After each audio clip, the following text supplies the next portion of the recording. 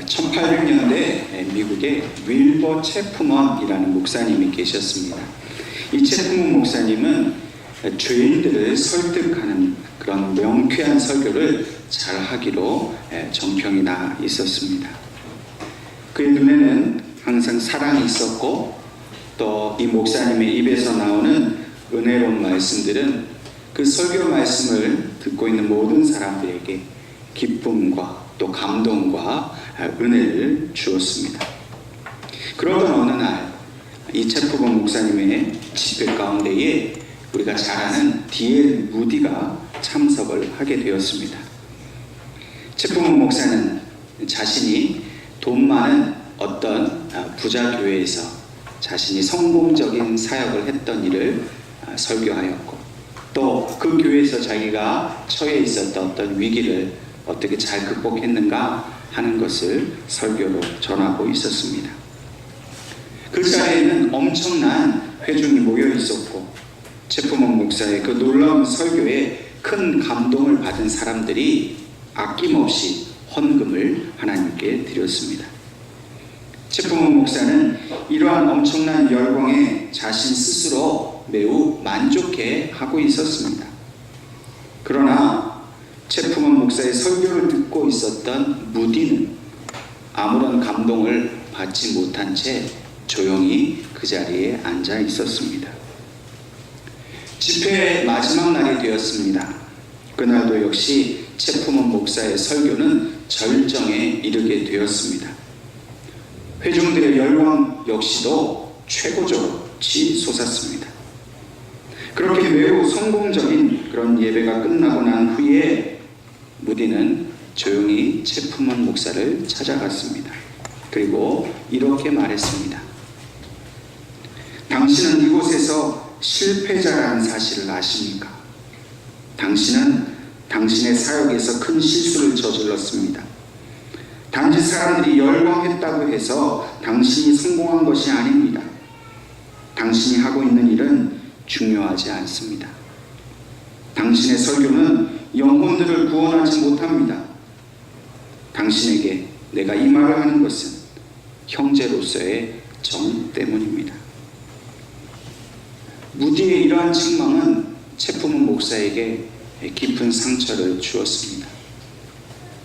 자기에게 실패한 그런 목회자라고 말하는 것을 받아들이기가 쉽지 않았습니다.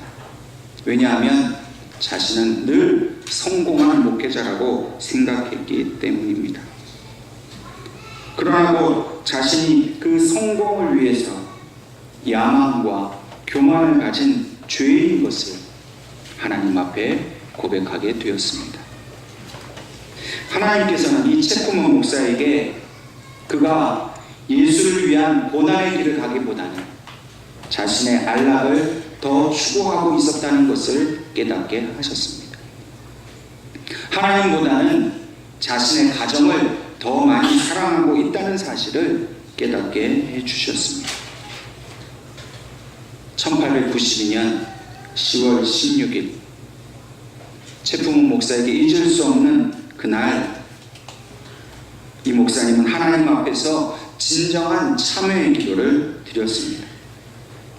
자신의 욕망과 교만에 가득 찬 그 죄인의 모습을 마치 발가벗은 것처럼 하나님 앞에 다 고백하였습니다. 그러자 이 기도 가운데 성령이 위로부터 체프먼 목사에게 충만하게 임하였습니다. 이러한 성령의 임재를 경험한 체프먼 목사는 그날의 은혜를 이렇게 고백하고 있습니다. 그날 나에게 임하신 성령님의 충만을 경험하고 나서 일어난 변화는 말로 표현할 수가 없습니다. 전에는 가정을 사랑한다는 것이 진짜 무엇인지도 몰랐습니다. 성령을 공부하는 것이 실제로 무엇이며 왜 그것을 해야 하는지도 몰랐습니다. 심지어는 제가 설교를 하는 것이 무엇을 위한 것인지도 몰랐습니다. 그러나 이제 옛것은 지나가고 모든 것이 새롭게 되었습니다. 제 사역과 설교를 통해 영혼을 구원할 만한 어떤 능력이 나타났을 때는 바로 그날 성령님을 만나고 제가 변화되었을 때입니다. 이 이야기는 아무리 훌륭하고 또 모든 사람들이 인정할 만한 그런 성공적인 목회를 한 목회자라 하더라도 자신의 야망과 그 욕심을 위한 사역은 결코 한 영혼도 구원할 수 없는 일이라는 사실을 우리에게 보여주고 있습니다. 오늘 우리 가운데에 만약 성령의 충만한 임재가 없다라고 한다면 우리가 아무리 세상에서 성공을 이루고 또 우리 교회가 큰 부흥을 이루었다 할지라도 한 영혼도 구원하지 못하는 그런 헛된 일이 될 수도 있다라는 사실을 우리는 기억해야 할 것입니다.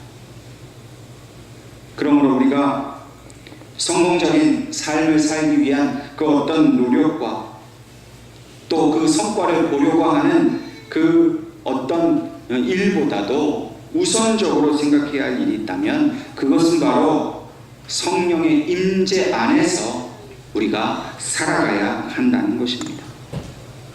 우리가 하는 그 모든 일 가운데에 오직 성령님께서 우리를 인도하시도록 그분께 우리의 모든 생각과 뜻과 우리의 삶 전부를 맡겨드려야 한다는 것을 우리는 분명히 기억해야 할 것입니다. A.W. 토저라는 목사님이 계십니다. 이 토저 목사님은 항상 강력한 성령의 임재하신 가운데에 항상 그 성령님의 이끄시는 대로 순종하며 그 사역을 잘 하신 분으로 알려져 있습니다.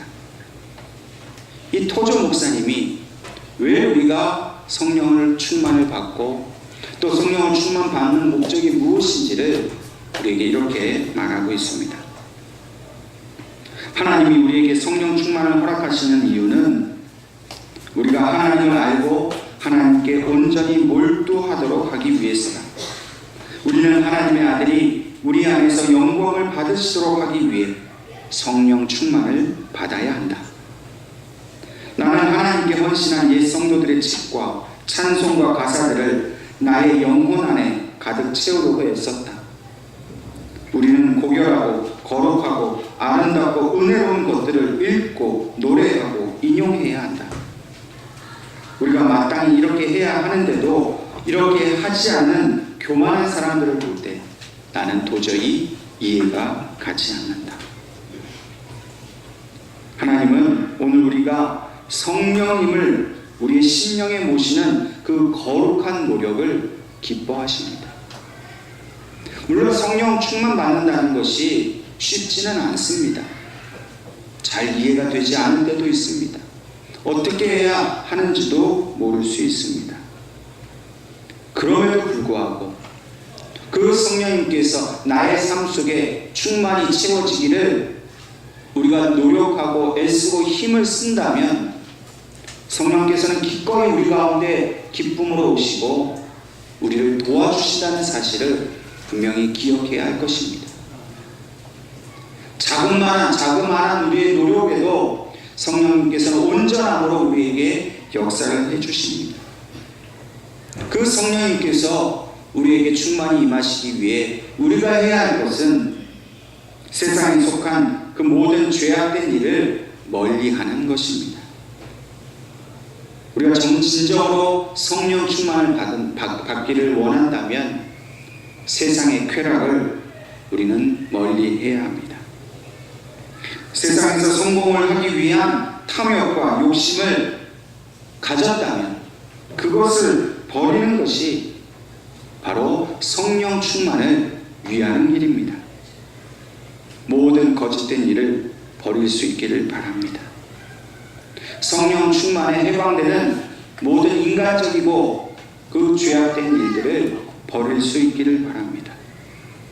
그리고 날마다 매 순간순간 성령님의 인도하심을 따라 순종하는 삶을 살기를 하나님 앞에 기도할 수 있기를 바랍니다.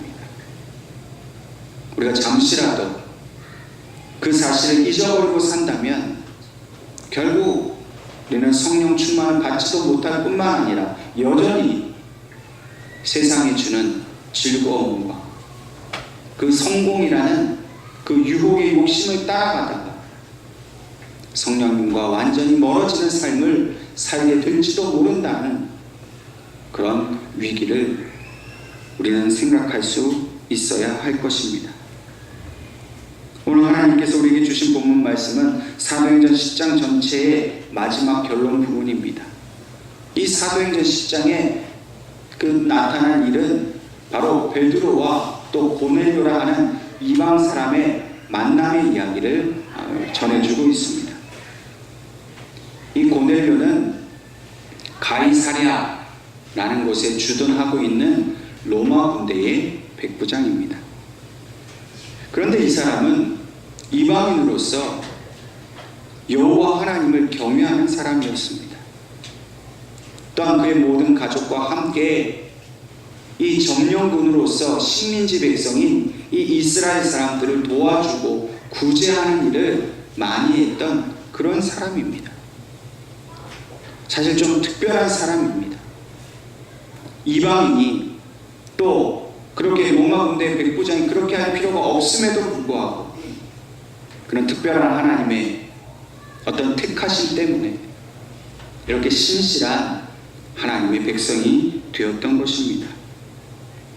이러한 고넬료가 그의 환상 중에 하나님의 사자로부터 요바에 있는 베드로를 청하라 하는 음성을 듣게 됩니다. 또한 이 베드로도 그의 기도하는 중에 환상을 보았습니다. 보자기 하나가 하늘로부터 내려왔는데 그곳에 부정한 짐승이 가득했습니다. 하나님이 말씀하시기를 이것을 먹으라 하셨지만 베드로는 그렇게 할 수 없다고 했습니다. 그때 하나님께서 내가 깨끗게 한 것을 왜 부정하다 하느냐? 이것을 먹으라. 3번이나 이런 환상을 보게 되었습니다. 물론 베드로는 이 환상의 의미를 정확하게 이해할 수는 없었습니다. 그런데 그때에 고넬료가 보낸 사람들이 베드로를 찾아왔습니다. 그리고 베드로는 그 사람들을 따라 가이사랴로 고넬료를 만나러 가게 된 것입니다. 오늘 고넬료와 베드로는 똑같이 환상을 보았습니다. 근데 이 환상은 단지 꿈과 같이 그저 의미 없이 지나가는 것이 아니라 이 환상은 성령 하나님의 분명한 메시지였습니다. 사실 유대인이 이방인의 집에 들어가는 것은 유대인의 법으로 금지된 일이었습니다. 비록 환상이었지만은 율법의 근거에서 그 부정한 짐승은 절대로 먹어서는 안 되는 것이었습니다. 이 두 가지 아주 큰 장애물이 있었음에도 불구하고 베드로는 고넬료의 집으로 향하게 된 것입니다. 물론 베드로에게는 이 고넬료의 집을 방문한다는 것이 매우 불편한 일입니다. 하고 싶지 않은 일이었습니다. 그럼에도 불구하고 베드로가 고넬료의 집을 향한 것은 비록 이해할 수는 없지만 성령 하나님께서 그 고넬료의 집으로 가게 하신 뜻이 분명히 있을 것을 믿었기 때문입니다.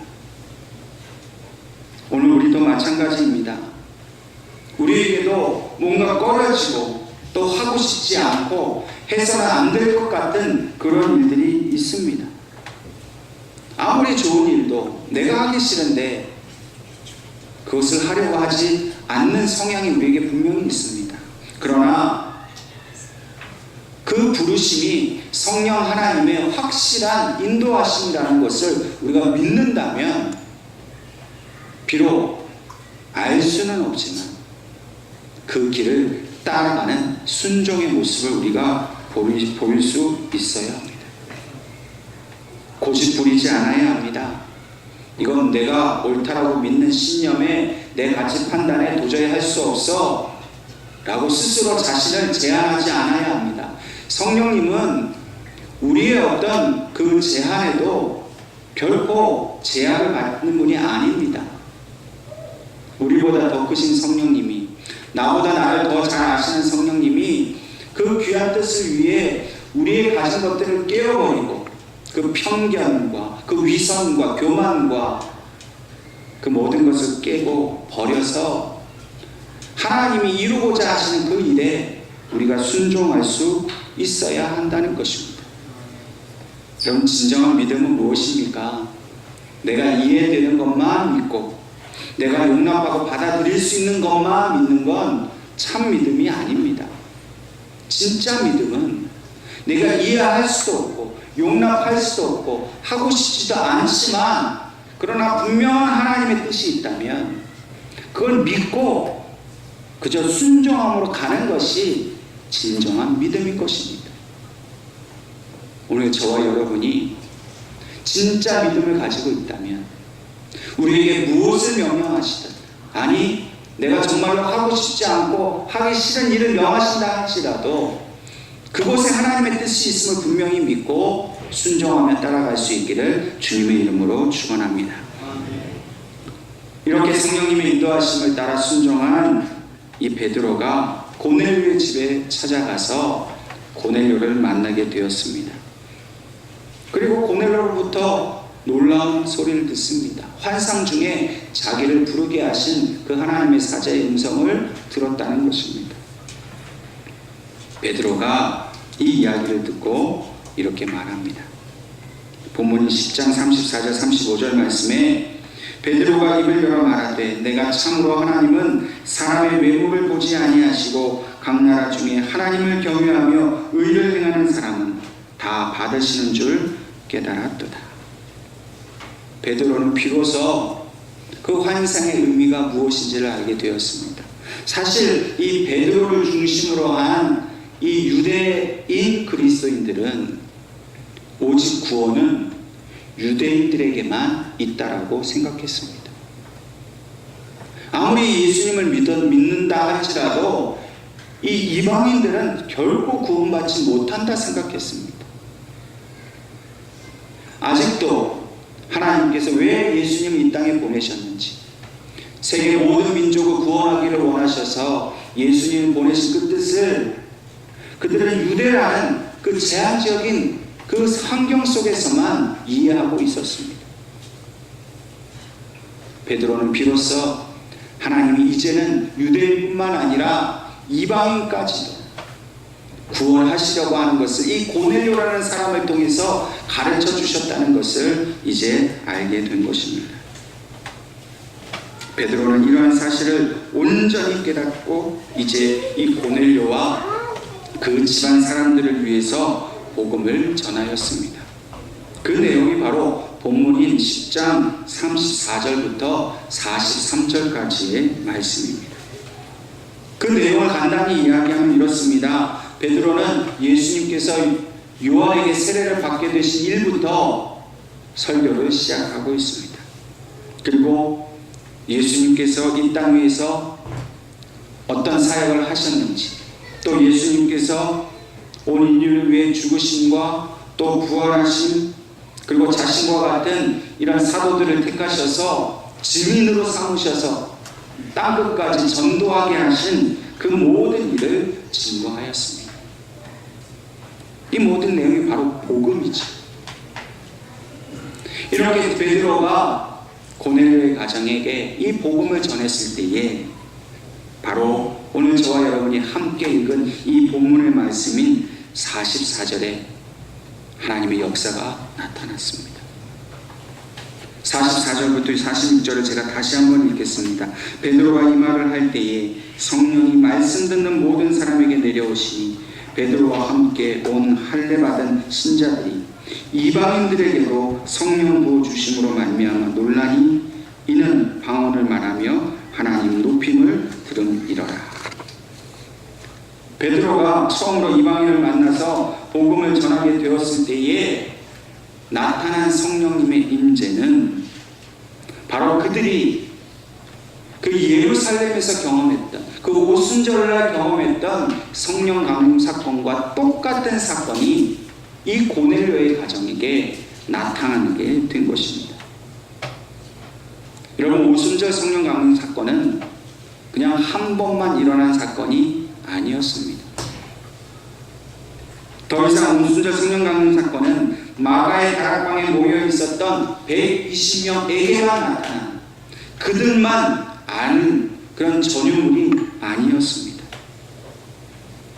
이전에는 도무지 뛰어넘을 수 없었던 유대인과 이방인의 경계가 허물어지게 된 것입니다.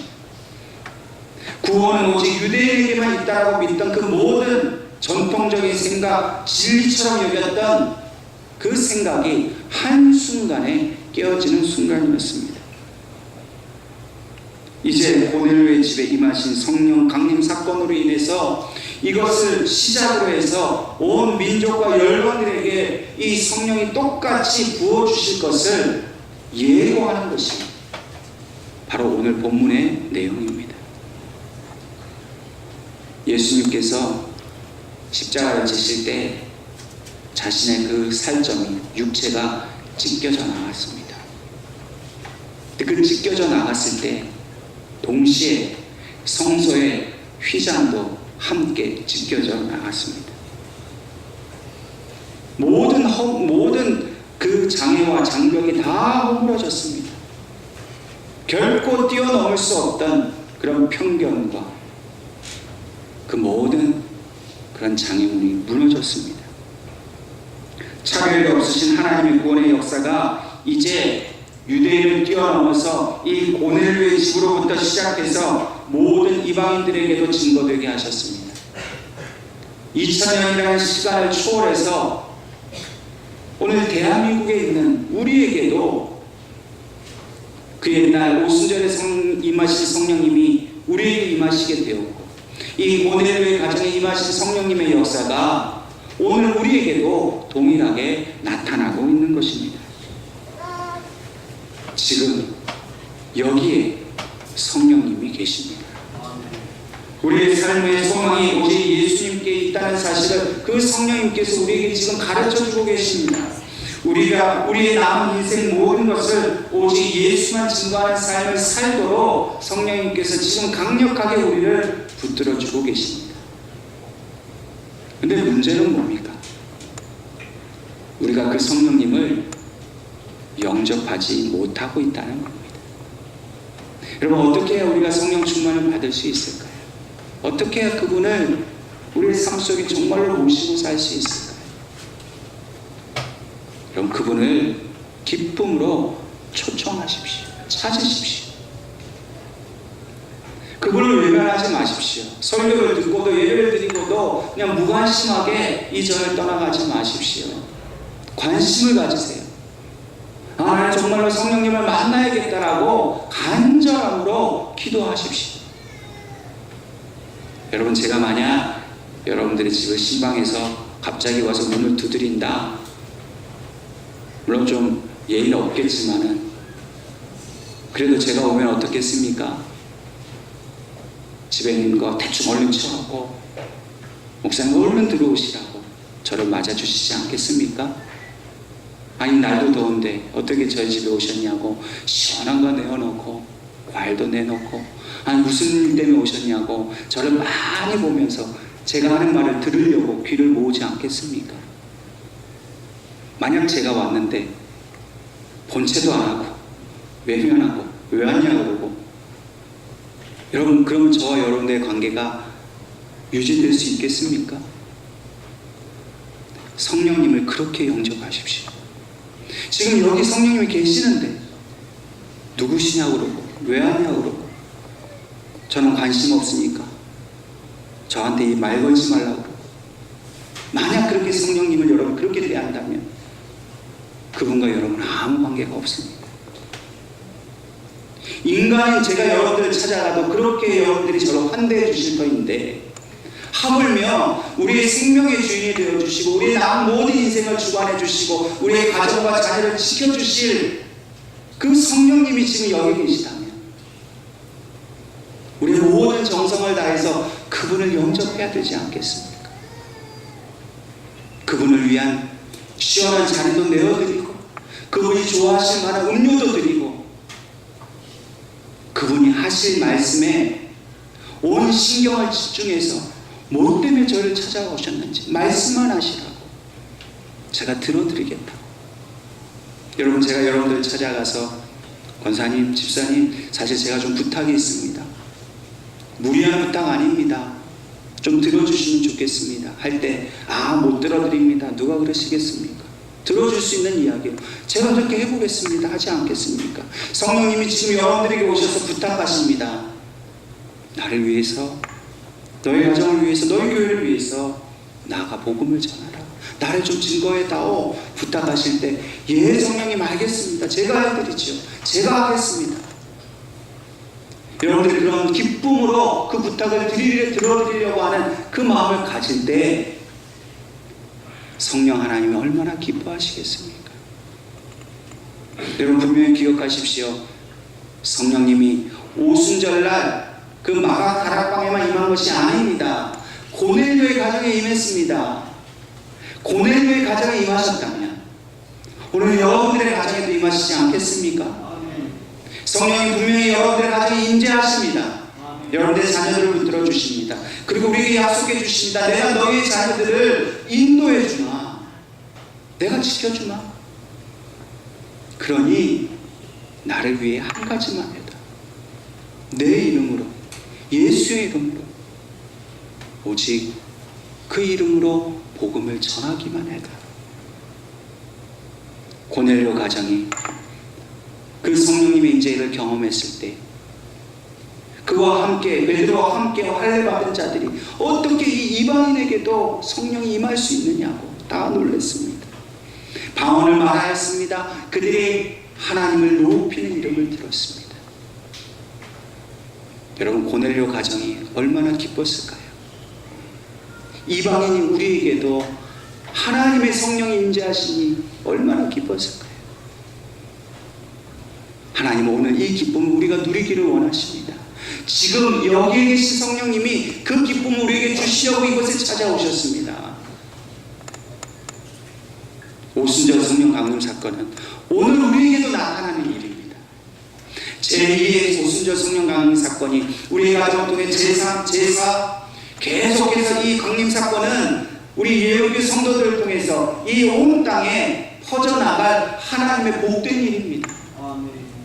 고넬료의 가정에서 시작된다면 오늘 이 시대에 우리의 가정에서, 우리의 교회에서 이 성령 강림 사건이 이미 시작되고 있음을 믿으시기를 바랍니다. 그것을 기쁨으로 여기시기 바랍니다. 이 한 주간을 그렇게 성령님을 영접하십시오. 한번 찾아보십시오.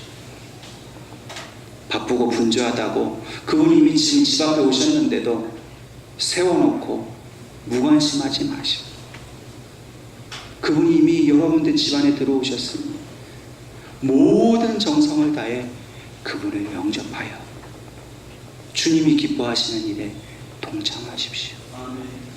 그것이 바로 오늘 우리에게 주신 복입니다. 그리스도인이란 증거는 단 하나입니다. 성령님과 동행하는 삶을 사는 겁니다. 성경책을 들고 다닌다고, 교회를 다닌다고, 예배를 드린다고, 세례를 받았다고 그리스도인이 아니라 성령님이 동행하시고 인도하시는 대로 진정으로 순종의 삶을 사는 것이 참된 그리스도인입니다. 오늘 본문 말씀에 이 고넬료 가정이 세례를 받기 전에 성령이 임했습니다. 성령이 임했을 때 그 세례가 참된 의미가 있었습니다. 우리 모두 다 세례받고 이 자리에 앉아있지 않습니까? 그런데 그때 함께 하신 성령님은 더 이상 우리와 함께 하시지 않는다면, 이 시간 역사를 하시지 않는다면, 더 이상 우리의 삶을 인도하시지 않는다면 우리의 세례 받는 것이, 우리가 이 예배자리에 나와 있는 것이 무슨 의미가 있겠습니까? 이 시대에 하나님이 주신 가장 좋은 선물이 바로 성령님과 동행하는 삶인 것을 믿음으로 받아들이시고, 오늘 여러분들의 가정이, 여러분들의 자녀들이 성령님과 영원토록 동행하는 삶을 살아갈 수 있기를 주님의 이름으로 축원합니다. 기도하겠습니다.